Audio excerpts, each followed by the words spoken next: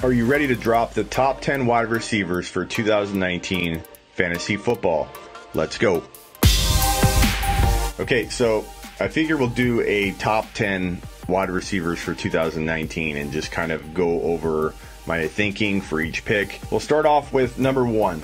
The top wide receiver in 2019, I think redraft or dynasty for me, is Deandre Hopkins. Now, I think a case can be made that Davante Adams deserves a look. Mike Thomas deserves a look. Odell Beckham Jr. you don't want to take with those guys because he drops so much further. He's typically like the end of the first round or early second, really. I think you want to wait on him. But could he be the top wide receiver? Sure. He's in a potent offense, and he's happy, and he's got the skill set. The injury risk makes him a safer, 4 or 5 overall for wide receivers. But DeAndre Hopkins is looking at a huge year behind a Deshaun Watson who is 1 year healthier, and I think he'll take that leap in 2019.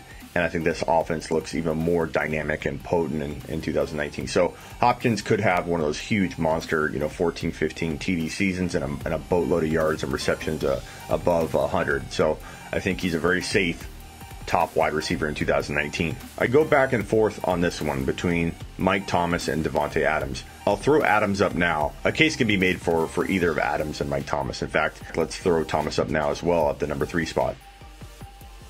As I said, I don't think you can go wrong with either one of these guys as your top ranked wide receiver, and imagine in an auction buying all 3 of them. That's one approach to consider, something I would do, but I'm a little bit more on the crazy side in terms of strategy and deploying a strategy that a lot of people would call crazy and wrap that strategy. So if you spend a boatload of most of your money on these 3 wide receivers, you're going sleeper running back shopping and running out some pretty crazy running backs and QB out onto the field on a weekly basis. I'm fine with that. If you're not fine with that, if you're the kind of fantasy owner that loses sleep over having one hole and no balanced roster, this isn't the strategy for you. But I roll with this kind of thing all the time, and I find that given my ability to find those running back sleepers, the James Connors, this year Darrell Henderson would be one that I would own and roster in every league that I tried this with. Landing those kinds of running backs is how you dominate with a team like that. But Mike Thomas, Davante Adams, DeAndre Hopkins, all 3 are in an amazing offense that literally is going to feed them the football constantly and have the supporting cast to make it very, very difficult for defenses to focus on any one of these guys. Really, everything I just said you could say about Odell Beckham Jr., that he is in a dynamic offense, that he has a supporting cast that'll make it hard for defenses to focus on him. He's just in a great situation. He's going to be happy for the first time probably ever.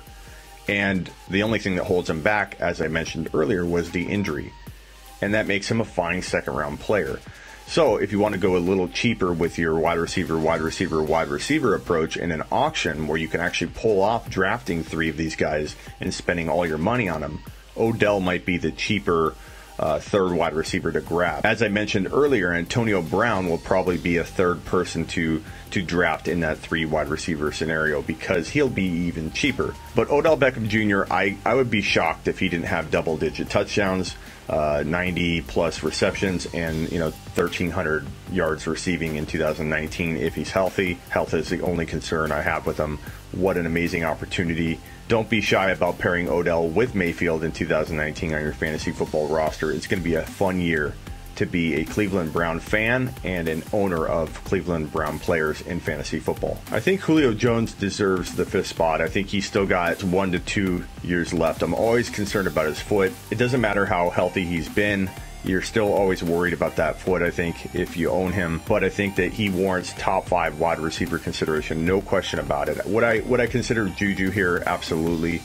But I think Julio has earned his place here, and he makes a fine early second-round pick in 2019.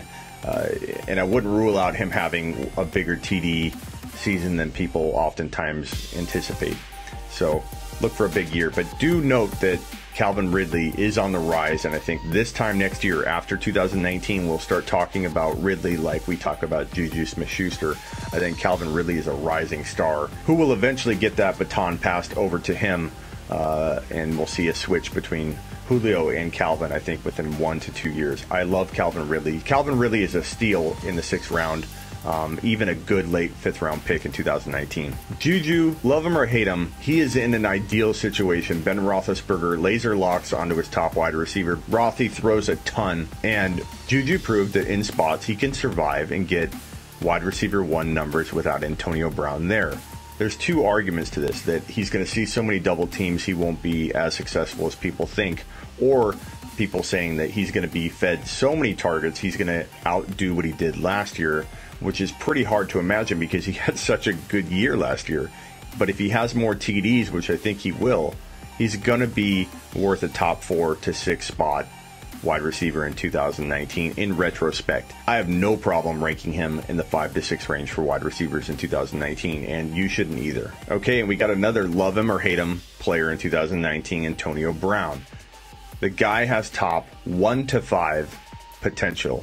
You can argue that the deck is stacked against him in terms of being the top wide receiver in 2019. He's in Oakland, he's changing teams. Some say he could see a decline in talent or a drop in play, lost a step, whatever you want to say. There are people that assume that and predict that, but we haven't seen him lose a step yet. The last time we saw him play, he was elite. So to me, there's no sign that he's dropped off or will drop off this year. And Derek Carr is efficient enough. People forget that he was a well-liked fantasy QB, up-and-coming fantasy QB at one point. I think there's no reason he can't deliver the football to Antonio Brown to the degree that Brown is a top 5 potential wide receiver in 2019. I think Brown can explode from his 7, sometimes outside the top 10 wide receiver draft slot in 2019. He, as I mentioned earlier, would be a great counterpart to going Hopkins, Adams, and then Brown in that auction style strategy where you're going wide receiver, wide receiver, wide receiver, essentially with your money. Hopkins, Adams, Brown, that would allow you to maybe get a running back or a big name QB that is very undervalued and still build your sleeper running back store that can come through and make you dominate if you land even one of those running backs. Don't be scared to try this approach. I'm going to try it. I'm going to show you and do videos on it, talk about it, report back on it, because I love this approach, and I think a lot of people are just scared to deploy it because it looks funny, because people make fun of you when you have a very thin running back crew. But let them, because you have Sleeper U and the Fantasy Football Show helping you find your sleepers so you can land the next James Conner. Number 8, Mike Evans, capable of being a top 5 wide receiver in 2019. Don't be scared to draft him as your number 1. If you want to draft your number 1 wide receiver in that 2nd round, he'd also be a great player to pair in that wide receiver approach, because in an auction he might cost a lot less than Hopkins, Adams, and Thomas. You could even go Odell, Mike Evans, and Antonio Brown. Maybe stack up with those wide receivers and have yourself some very good running backs and a QB, considering what you have at wide receiver. That actually sounds pretty darn good to me. Evans, Odell, and Antonio Brown mixed with running backs that you probably shouldn't have, given you have those wide receivers. Mixing up Pat Mahomes and some sleeper running backs, something like that, would go a long way in 2019. Now, I like T.Y. Hilton. I'm not saying in any way, shape, or form I don't. But at that number 9 spot, I feel like there's a big drop-off, at least in terms of that potential. So for me, I rank him here, but I'm probably looking at a different strategy where I own some of these other guys, or I'm taking, one of these big guys and I'm stacking at running back if I want to go running back heavy. But if Hilton's your top wide receiver, you better be stacked at running back. I just feel like there are better players available at running back. I would just rather have a Dalvin Cook or a Nick Chubb if you pair him with Kareem Hunt over like a Hilton. So depending on where you can get TY, I'm either all in or I'm just probably taking a different player. But he warrants top 9 value. I'm not ripping on him at all. I just find myself not owning him a lot because I feel like he's getting drafted in that place where I'm taking other players at different positions. Okay, for number 10, I'm going to leave it a little open-ended because I think you have Thielen, Allen, Cooper, Diggs, AJ Green, Robert Woods maybe even. I think the point here is that there's a huge drop-off. Not that there aren't good talents waiting for you there. Those are all pretty good wide receivers, but those guys don't feel, to me anyway, anywhere near the level of a Mike Evans and Antonio Brown, a JuJu Smith-Schuster, guys that I think I could say from 1 to 8. So from Hopkins to Evans, any one of those guys could feasibly be the top wide receiver in 2019. I'm not saying there's a great chance that like an Evans finishes number 1, but he could. So I think that from 9 on, it gets a little cloudy. And at number 10, you could argue any one of those guys from Thielen to Diggs.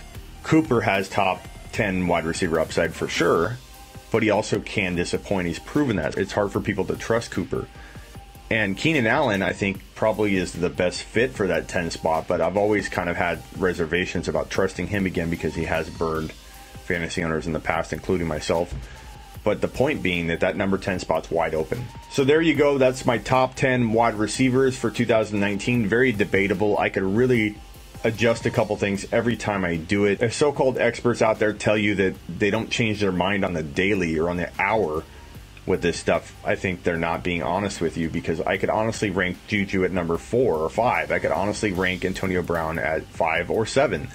Mike Evans could be there at number 6. I really could argue some of that, and I have gone back and forth, changing my thinking with the news based on looking at my team and my roster after a draft or a mock draft, because sometimes that tells you, I don't know if I like the look of that, so maybe I do need to bump Evans down to number 8 instead of having him at 5, and so forth.